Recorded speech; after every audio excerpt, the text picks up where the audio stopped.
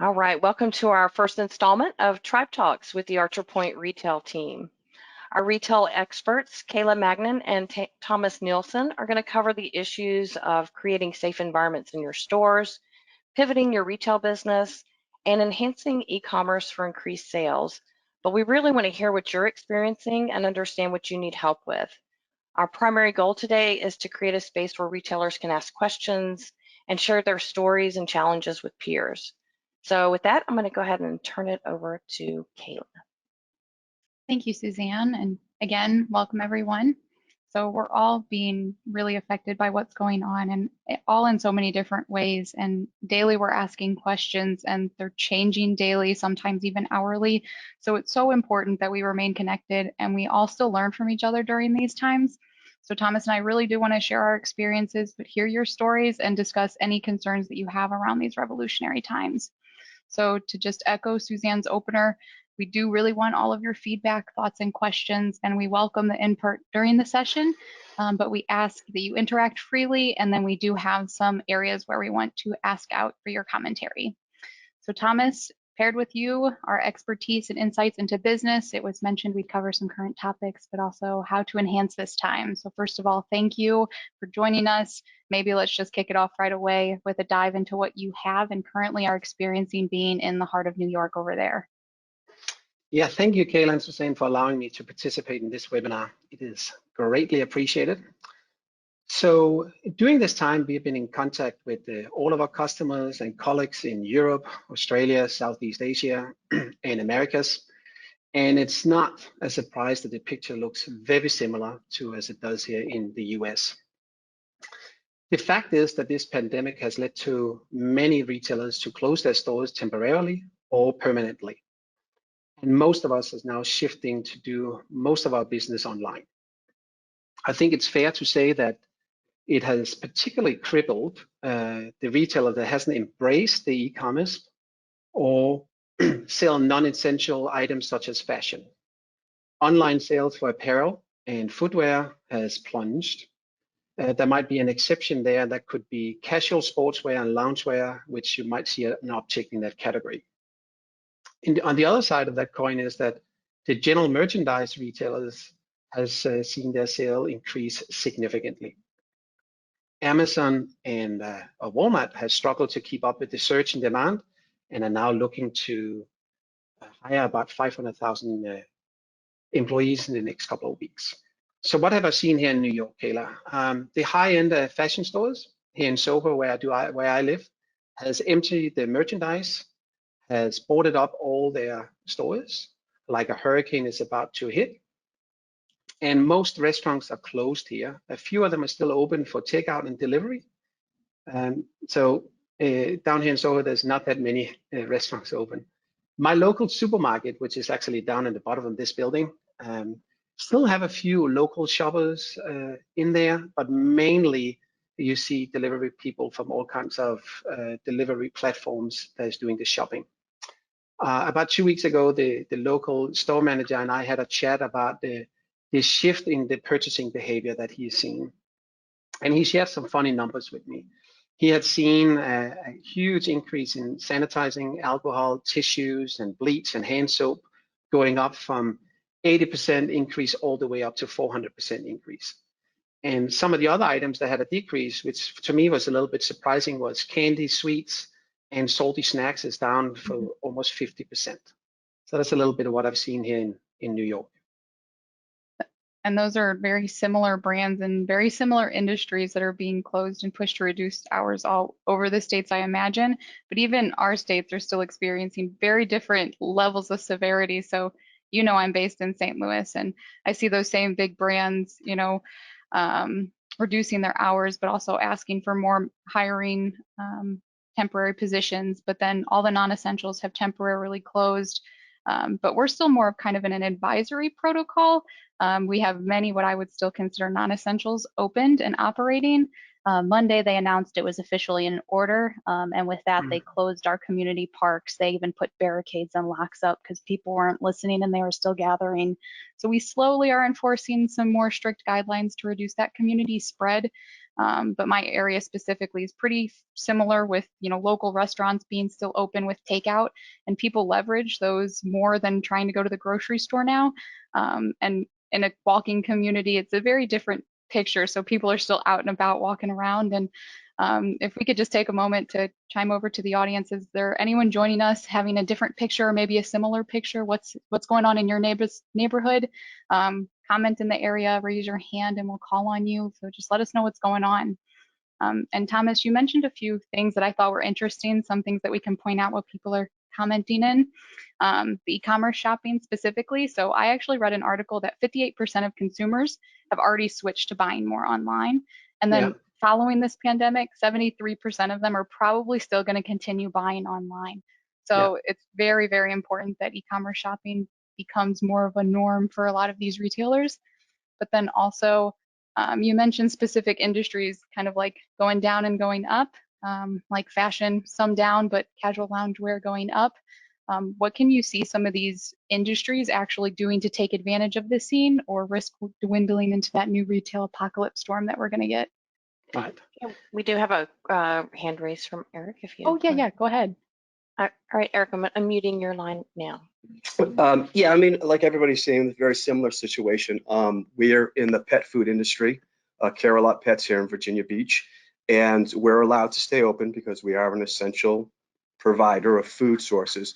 But we also, as soon as this hit, we started a curbside pickup. So they can go online or they can call our call center, place an order, and then come to the store with their vehicles.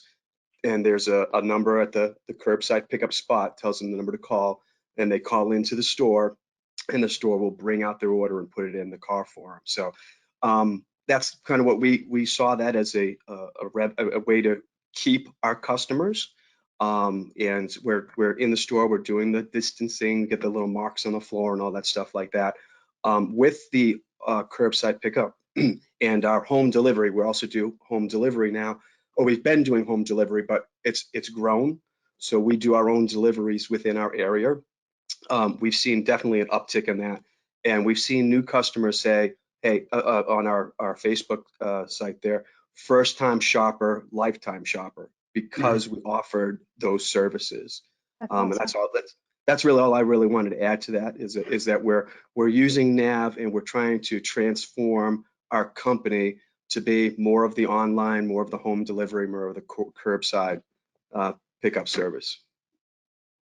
Thanks, Eric. And it's going to work, yeah. Thanks, Eric. That's a lot. I appreciate that, and I'll touch base on some of those points a little later. But Kayla, you were mentioning what can these brands do and what have they been doing? For sure, these big brands, these big companies have been very busy.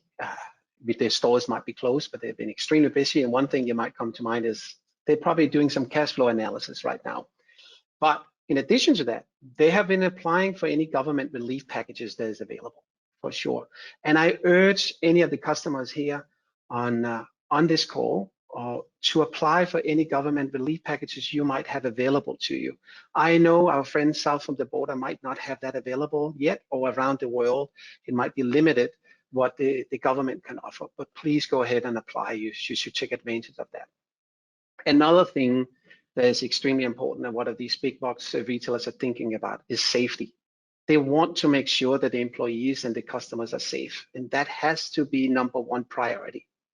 So how are you going to handle that as a customer? How is that going to look when we open back up again? We will open up again. We're going to get through this, but it will be a different way of shopping initially. How are you as a retailer going to handle that? Are you planning to have a line outside? How often are we going to clean? Those kind of things we need to think about it, because when we open up the store, it's going to be a little bit different. I also want to take the opportunity to just thank everybody that's in retail, store staff, stock refill people, associates, drivers. Thank you so much for doing all this. You are also the true heroes in this pandemic. Thank you so much. But Kayla, it's also time to be creative now and pivot your business. This is a crucial time and a good opportunity. Some of the high-end fashion retailers I mentioned before are now starting to make face masks. They're making face shields. Another one here in New York is that reopened an old factory to make hand sanitizer. So find a way to pivot your business. It could be that the face mask that we see today could be a fashion statement. It could be part of something we now know as an accessory. We know a tie for men, could be earrings. Think about that. Make it a fashion statement to wear a face mask. This is not going to go away in 2 or 4, 6 weeks. So think about it a little bit differently. The medical industry is screaming for help. Maybe you can make a medical uniforms, since there's now a huge supply issues in that industry. I'd also mention that what our social and purchasing behavior is changing. We also need to adapt and shift our business model. There is no way around that. E-commerce platform, we mentioned a little bit before. If you don't already have an e-commerce platform, this is the time to begin making some investment in that area. And if you do have one, and it's been up for a long time, now it's time for you to start, furthering developing that and make the experience even better. Okay, how can you get that in-store experience onto the platform? I know it's impossible to get it complete there, but you need to find a way to make it even better on your platform. There is always room for improvements. And also remember, as we shift, you will have a much higher volume online. Remote work, like we're doing here. I've been working from home for 4 weeks. This is the new normal. Can your infrastructure handle this? Do you have the right servers? Do you have the right tools? Do you have the right software to handle this pressure? And with the increase in packages, there will be a lot more shipping to be done. It is also a great opportunity to go out and negotiate rates with your vendors and make sure you have a good integration. Eliminate all manual work. Okay, that is important. And another thing I'm going to definitely mention here from New York is, and I think around all other bigger cities, there's now an expectation that you can deliver from the local store within hours. I don't want to place an order online and wait for you to fulfill it through a warehouse in California. So think about that. The replenishment side of it, how are we going to replenish this huge involve on this increase in the volume from the e-commerce platform? Are we going to do this like a traditional way where we have a dedicated warehouse just for the e-commerce, or are we going to mix it up? Are we going to allow both our e-commerce location and our stores to replenish these orders that are coming in for e-commerce? I think that's the right model. Make sure your software can handle that. And I think some of the retailers that everybody has seen, there is some great promotion going on online, and gift cards. Gift cards are great to have. We all need cash right now. The retailers need cash. Support the local stores by buying a gift card. The most surprising thing I've seen over these 4 weeks, and I've talked to many of our clients around the world, it's not limited to anybody here in the States, Canada, or Mexico, is loyalty, membership management, or CRM. It's just to name a few names for that. Know your customers, know what they buy and when they buy. This is key. This is key to stay in touch and to stay relevant. We need to reach out to our customers. We need to know what they're looking for. And just to wrap that up, is the customer is looking for you to reach out. They are looking for you to make sense for them. They are as confused as we are. So maybe Kayla, we can ask all our customers here is who has actually done a COVID message, either as a banner, as a message, as an email.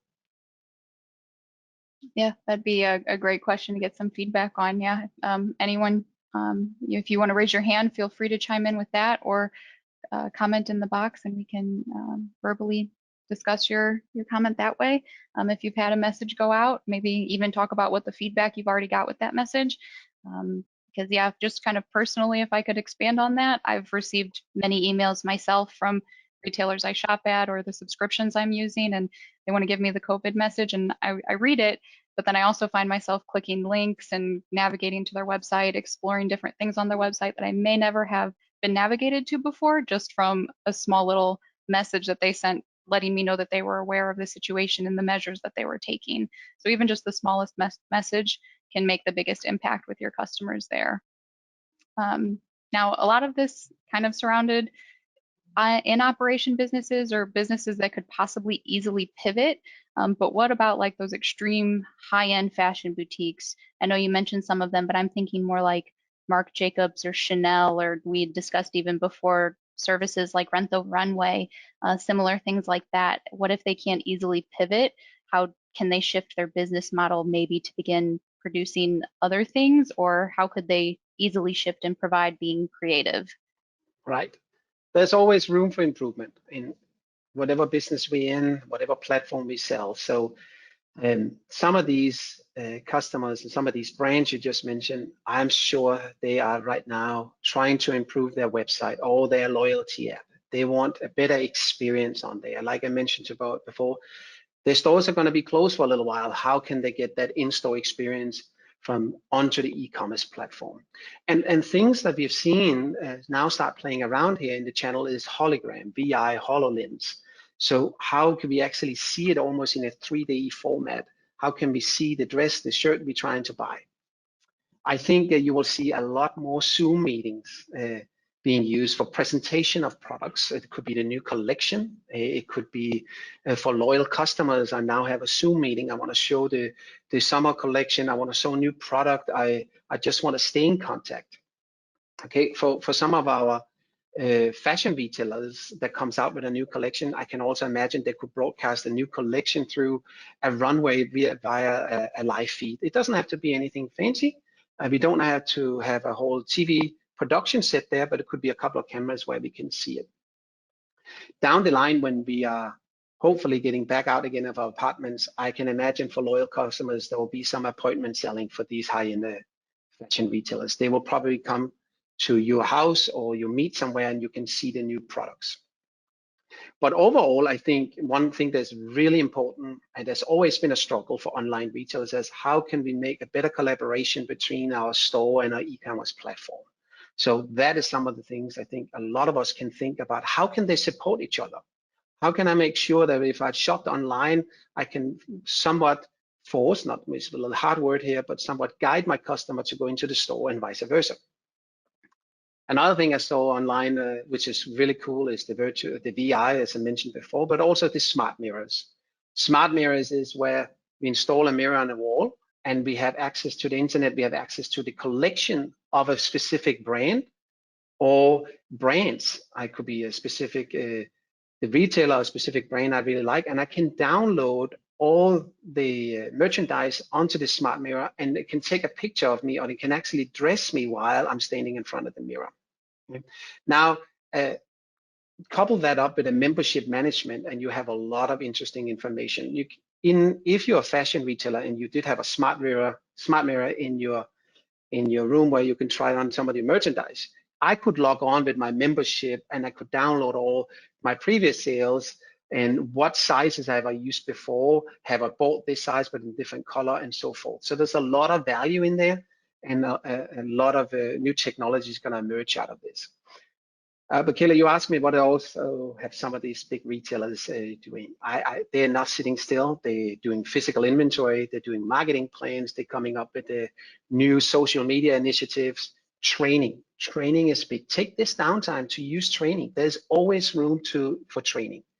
And one thing that I think we all could do is evaluate and optimize our processes. You know, there's always be room for improvement there as well. We can cut some corners. We can take out some heavy burden steps in our process. Definitely. Yep. Now, you mentioned some technology advancements and robotics in different areas, and I'd really like to talk about that because I think that's going to get really exciting here soon. So as it relates to like shipping, so there's a local furniture store that was appointment-based before, and now it's appointment-based still, but you're going to have a virtual tour when you create your appointment instead of actually going to the showroom. I'm not sure how the rest of that process goes, but other than the virtual tour, I think that's going to be very exciting in a lot of different avenues. But also Postmates, as it relates to shipping, they've been doing some experimenting with delivering of food. And I know they've been doing that well before this pandemic has been going on.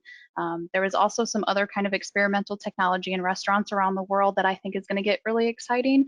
So I don't know if you were interested in the Japanese store that popped up a few years ago that was using robotic wait staff that was actually powered by remote workers. So they were completely in a different area, but I mean, they were speaking through and navigating the robot around the restaurant. So I think this could all be very interesting. Now, with all of those exciting enhancements in your ideas, what do you think technology is going to do to pivot some of those other industries that people are scared that aren't going to be so known anymore? Like, again, more luxurious kind of lines, maybe like real estate or even entertainment venues, something that we all don't do anymore, like going to the movies. Yeah, I think out of this, we will look back at 2020 and see a handful, if not many handfuls, of new companies being created and new apps and applications came out of this. In the real estate industry, I think they have already tried to pivot, and they have. I saw here in New Jersey that they had a little robot in each home that's for sale. So the real estate agent would actually sit in the office or sit at home, and the potential buyer would walk in through the door. They would have a key to get in, and they will go and turn on this little screen, and there the real estate agent would be and could ask them obviously any questions and guide them through the house and give them any relevant information they need to know.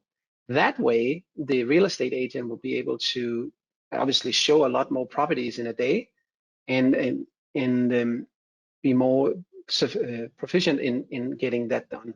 And I think you will see a lot more that in the real estate industry. You mentioned the entertainment industry. I think that the cinemas and the entertainment industry will have to come up with something here. We are not going to go back to the cinema even in 3 or 4 weeks, but I can imagine that you can still go to the cinema, like with the goggles, with VR, and you can actually still schedule a cinema, go to the movies at 8 o'clock on a Friday night. You have your goggles on, and you have already lined up 4 other girlfriends. And you can actually talk and see each other in the VR, and you would even have a kid coming from the local cinema with popcorn and whatnot, and you could imagine you have a little key code, that's your ticket. You can now activate the movie online, and you can still chat and talk with the girlfriends, and then you're still seeing the movie. The same thing I think will happen with concerts. Concerts, I think we're going to see from a completely different level now. I think we will see drone technology take over, and we will see them for behind the stage. We will see this drone flying around. We will see completely different perspective and angles of a concert that we've never been. Yeah, the artist would probably have to play for an empty stadium, or for an empty location, but it will be broadcasted out to the whole world. Yeah, this all makes me really excited because I think technology is going to just make this all so much easier for us to be at home but still be connected with everyone. Now, we kind of been breezing along through this. I want to chime in with Suzanne, make sure we haven't missed anyone who's commented or maybe had a question. I think we've got them all up to this point. Okay, perfect. So, and I know we're trying to be respectful of time. I know we had 30 minutes to kind of get in a lot here, but I think with that, we've, been able to cover a lot for retailers and food and beverage establishments, or really any industry with everything we've talked about, who can make it through this with the right actions. Of course, better yet, if you have the right partner. Now, I think we could probably wrap it up today, where we truly hope everyone enjoyed today's quick session. We are recording it just to remind everyone if you want to share it with others, or if you need to reflect back on any of our feedback. We are going to host a lot more of these interactive talks, and the subject matter is going to change daily, and we're going to reprioritize our topics to align. We do have 2 polls to better understand your feedback. So as we see you join us again in 2 weeks on Thursday, April 23rd, we'd like to get your feedback on possibly some next deep dive talking points. So if you'd like to please answer our polls for the topics and days of time, we will take that feedback into consideration. All right, I'm going to go ahead and close that out. Looks like we're about half and half for e-commerce and loyalty, and 13% on crisis communication. So we will take those responses. Thank you so much for your feedback there. And then next one is up. just the best time of day and day of the week you can actually select more than one of these responses to let us know what your preference is for future Tribe Talks Retail. All right. And Suzanne, before we do close it out, it looks like a question did pop in. If we want to chime on that real quick, there are a few minutes left. It does surround e-commerce. Do you want us to hand on to that, or do you want us to reach out to them directly? What are some ways to get started if we don't have much of a presence today? Was the question that came in. Yeah, please feel free to. Okay. Yeah, chime in. Thomas, do you want to chime in on that? Sure, and feel free to jump in, Kayla. There Absolutely. is many ways to get started in e-commerce, and it doesn't have to be an overwhelming task and daunting task. For example, there is Magento. Magento is a free application, and that will get you started. It has many different features and functionality, and a lot of our retailers are using Magento. And should you have any more questions around it, please give me a call. I'll be happy to guide you through it. And Kayla, if you have anything to add there, then go ahead. No, I think that's pretty much, there's so many different applications out there. I think if you find someone who's skilled and expertise in it, then, you know, rely on their guidance, ask your questions to them. But if you have nowhere to start, then, you know, going to an expert's probably the good place, but there are so many applications out there to help you as well. Our next question is, does Magento integrate with LS Retail? Thomas, I'll let you Okay. on that one. Yeah. Yes, it does actually. There is many ways to integrate it. LS Retail have a standard integration, so it does integrate directly into your Business Central or nav. Excellent. Thanks so much for that. I think that's it for our questions. I did want to mention that we've got our next Tribe Talks, or I'll let you wrap that up with your wrap up, Kayla. Thanks everybody so much. Okay, yeah. So our next Tribe Talk will be next Thursday, currently scheduled 4 p.m. You can already register if you want to get started. Wonderful. And if anyone also wants to, feel free to reach out to Thomas or myself. We do have our emails on screen, so feel free to email us directly with any questions. Thank you again for joining us, and we'll see you next week. In 2 weeks, actually.